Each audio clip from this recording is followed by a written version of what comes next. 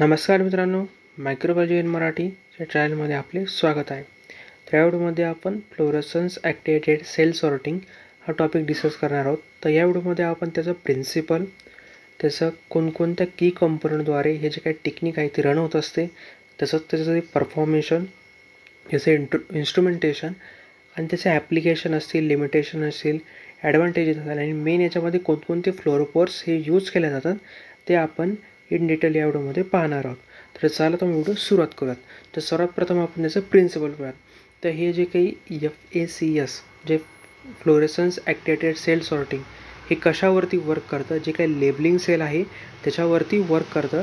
जे की labelling sale असतात ते फ्लोरेसंटली टॅग अँटीबॉडी किंवा डाईजने बाइंड होतात स्पेसिफिक सेल सरफेस मार्करला किंवा एखाद्या इंट्रासेल्युलर कंपोनंटला. तर हे जे काही लेबलिंग जे काही सेल असतील त्या सेल नंतर एका लेझर बीममध्ये सिंगल सेल सस्पेन्शनमध्ये पास केल्या जातात आणि त्यांचा फ्लोरेसन्स हा डिटेक्ट केला जातो, ॲनालाइज केला जातो आणि हे कशावरती हे जे काही फ्लोरेसन्स आहे ते डिटेक्ट केल्यानंतर त्याचं नंतर जे काही सेलची जी काय आहे ते सॉर्टिंग केली जाते त्याच्या डिफरंट पॉप्युलेशननुसार. तर याच्यामध्ये एकदम सिम्पल आहे, एकदम सिम्पल प्रिन्सिपल आहे.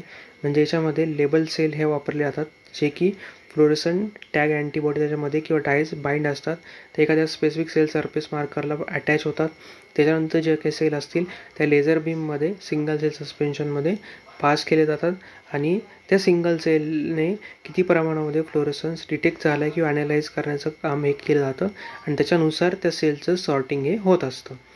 तर हे झालं त्याचं प्रिन्सिपल. आता त्याच्यामध्ये कोणकोणत्या की स्टेप्स आहेत ते आपण पाहूयात. तर पहिले आहे सेल प्रिपरेशन. तर याच्यामध्ये सेल हे लेबल विथ द फ्लोरोसंट आहे किंवा काही अँटीबॉडी टार्गेटिंग स्पेसिफिक मार्करसोबत जे काही सेल असतील, जे काही सॅम्पलमधले जे सेल आहे त्या आधी लेबल करावे लागतात. लेबल केल्यानंतर फ्लो सायटोमेट्रीमध्ये जे काही म्हणजे त्याच्यामध्ये जे काही सिंगल फाईल स्ट्रीममध्ये किंवा नोझलमध्ये ह्या सेल आहे त्या पास केल्या जातात आणि ज्यावेळेस लेझर एक्सायटेशन होते, तिसरी मेन जी स्टेप आहे याच्यामध्ये सेलवरती लेझर हे हिट होतं. हिट झाल्यानंतर ते एक्सायटेड स्टेटला जातात. ते आधी ग्राउंड स्टेटला असतात, तर मग ते एक्सायटेड स्टेटला जातात फ्लोरोसंट मार्कर आणि त्याच्यानंतर जे काही ऑप्टिकल डिटेक्शन असतं, चौथा जो पॉईंट आहे म्हणजे जो काही फ्लोरेसन्सचा सिग्नल आहे तो डिटेक्टर डिटेक्ट करतो. म्हणजे त्याने किती प्रमाणामध्ये इमिशन केलं आहे, किती प्रमाणामध्ये एक्सायटेशन केलं आहे ते पूर्णपणे डिटेक्ट होतं आणि नंतर मग इलेक्ट्रॉनिक प्रोसेसिंगमध्ये जो काही सिग्नल असेल तो जो काही लाईट सिग्नल असेल तो इलेक्ट्रॉनिक सिग्नलमध्ये कन्व्हर्ट केला जातो. त्याचं क्लासिफिकेशन होतं त्या सेलचं आणि तो जो काही सिग्नल जो ॲनालिसिस करून त्या कम्प्युटरवरती किंवा वेगवेगळे जे काही सॉफ्टवेअर वगैरे आहे त्याचा वापर करून आपण त्याच्या स्पेक्ट्रमद्वारे त्या सेलचं सॉर्टिंग हे करतो. त्याच्यानंतर जी मेन स्टेप आहे सॉर्टिंग, तर त्याच्यामध्ये जे काही इलेक्ट्रोस्टॅटिक जे चार्जेस आहे ते अप्लाय केले जातात त्या ड्रॉपलेटवरती, त्या कंटेनिंग सेलवरती आणि त्याच्यानंतर ते जे काही एखाद्या कलेक्शन ट्यूबमध्ये डायरेक्टली कलेक्ट केलं जातं. तर अशाद्वारे जे काही FACS म्हणजे फ्लोरेसन्स ॲक्टिवेटेड सेल सॉर्टिंग याचं जे काही की मेन स्टेप आपल्याला पाहायला मिळतात. तर त्याच्यामध्ये कोणकोणते कंपोनंट आहेत ते आता आपण पाहूयात. तर याच्यामध्ये फ्लुडिक सिस्टीम आहे, जेणेकरून जे सिंगल सेल स्ट्रीम फ्लो आहे तो लेझर बीममध्ये इन्श्युअर केला जातो. त्याला पहिली जी काही फ्लुडिक सिस्टीम म्हटली जाते. दुसरी आहे ऑप्टिमिक सिस्टीम.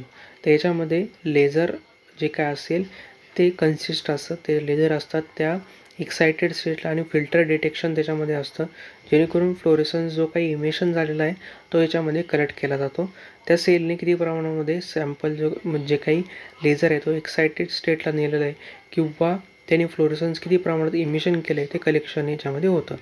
इलेक्ट्रॉनिक सिस्टीममध्ये जो काही फ्लोरेसन्सचं जे काही प्रोसेस आहे, सिग्नलचं जे काही प्रोसेसिंग होतं आणि ज्यामुळे त्याच्या जे काही सेलचं जे असेसमेंट असेल डिफरंट पॉप्युलेशनमध्ये द्वारे त्याचं सेलचं असेसमेंट सॉर्टिंग हे केलं जातं. तर आणि त्याच्यानंतर इलेक्ट्रोस्टॅटिक जे काही डिफ्लेक्शन असेल त्याचा वापर करून त्या डायरेक्ट सेल एका वेगवेगळ्या डिफरंट कलेक्शन ट्यूबमध्ये टाकल्या जातात. ते झालं त्याच्यातले मेन कंपोनंट, 4 मेन कंपोनंट आपल्याला पाहायला मिळतात: fluidic system, optic system, electronic system आणि सॉर्टिंग सिस्टीम. त्याच्यानंतर कोणते फ्लोरोपोर त्याच्यामध्ये यूज केले जातात ते आता आपण पाहूयात. तर फ्लोरोपोरमध्ये हे जे फ्लोरोपोर काय असतात, हे एक मॉलिक्यूल असतात जे की लाईट ॲब्सॉर्ब करता एका स्पेसिफिक वेवलेंथला आणि लाईट इमिट करता लॉंगर वेवलेंथला. तर हे जे काही फ्लोरोपोर्स म्हणजे जे काही फ्लोरोसंट अँटीबॉडी जे काही टॅग केलेले जे काही याच्यामध्ये आपण जे डाईज वगैरे वापरतोय तर ते कोणकोणते असतात ते पाहूयात. तर पहिला जो काय आहे फ्लोरोसिन आयसोथायोसायनेट. तर हा जो काही फ्लोरेसन्स आहे फ्लोरोपोर आहे तो 488 नॅनोमीटरला एक्सायटेशनला जातो आणि 530 नॅनोमीटरला जो काही इमिट होण्याची याच्यामध्ये ॲबिलिटी आहे जो की ग्रीन कलरचा असतो.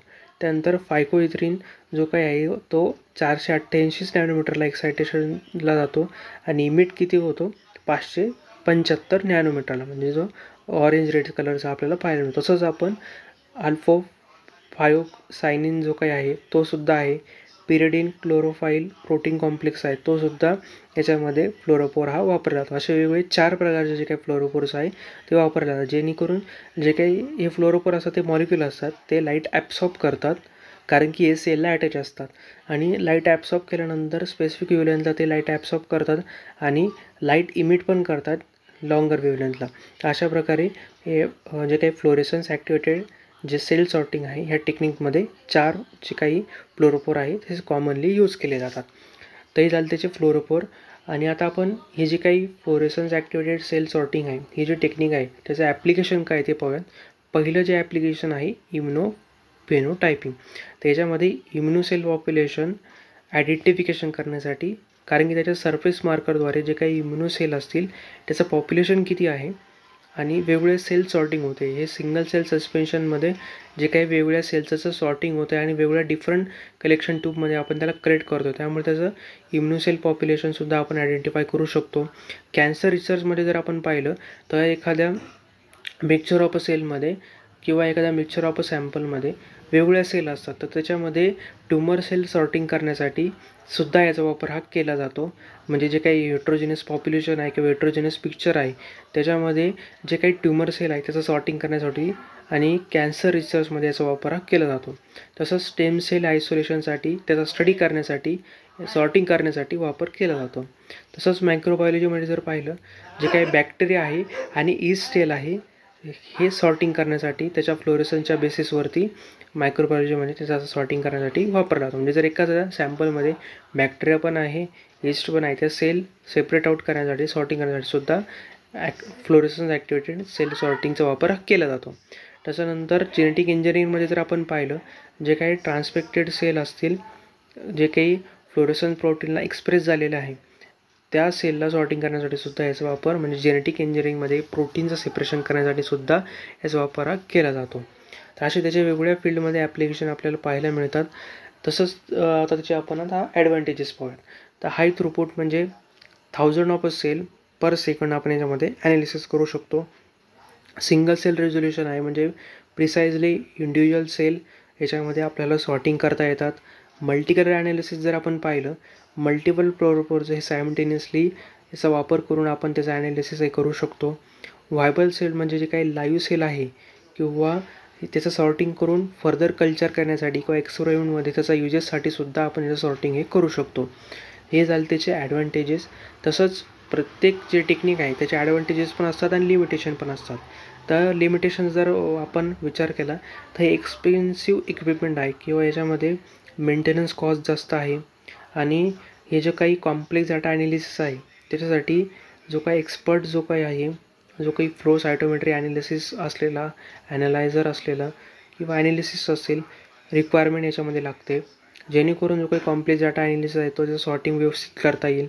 आणि हाय प्रेशरला जर सॉर्टिंग जर आपण करायचा प्रयत्न केला तर त्याच्यामुळे सेल वायबिलिटी आहे त्याच्यावरती अफेक्ट पडतो, कारण की सेलवरती स्ट्रेस पडतो आणि मग जर सेललाच तर डॅमेज जर झालं त्याच्यावर अफेक्ट झाला तर मग ते सॉर्टिंग करून काय उपयोग ना, त्याचा उपयोग पुढे जाऊन होणारच नाही आहे, कारण की सेल ऑलरेडी त्याच्यावरती स्ट्रेस होऊन ती त्याच्यावरती अफेक्ट झाले किंवा त्याची जी काही सेल वॉल असेल ती डॅमेज झाली असू शकते.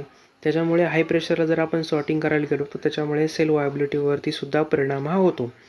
फ्लोरेसन्स ओव्हरलॅप म्हणजे काही वेळेस काय होतं केअरफुल सिलेक्शन जर नसं झालं फ्लोरोपोरचं त्याच्यामुळे स्पेक्ट्रल ओव्हरलॅप होण्याचे चान्सेस भरपूर जास्त प्रमाणात असतात आणि याच्यामध्ये एक्सपिरियन्स पर्सनचा गरज लागतो, जेणेकरून हे सगळे जे काही इक्विपमेंट आहेत ॲनालिसिस करण्यासाठी तसंच त्याचं मेंटेनन्ससाठी सुद्धा जास्त प्रमाणामध्ये कॉस्ट आपल्याला पाहायला मिळते.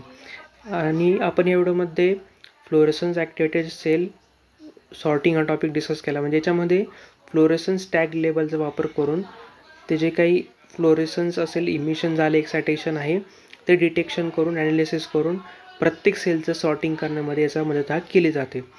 तर हा व्हिडिओ तुम्हाला आवडला असेल, नक्की व्हिडिओ लाईक करा, चॅनल सबस्क्राईब करायला विसरू नका.